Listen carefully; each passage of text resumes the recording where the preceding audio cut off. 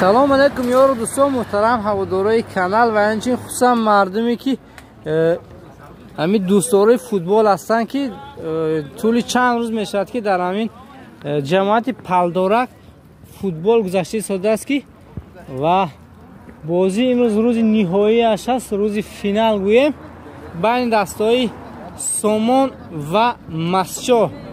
و همچنین اکای گل محمد مخلصی دستی سامان این کس یکی از کومیرها بودن. قطعی همین بابای الهام باور کنید ما بچهای یاش بودیم اینا بازی میکردن ما رو حواس میدادن خیلی رنگ اینا بازی کنیم گفته باور کنید اینا خیلی بازیگری خوب بودن. الان امروز خدا خواهد نیتی وای دارن، نیتی فوتبال رفتن دارن بلشکی.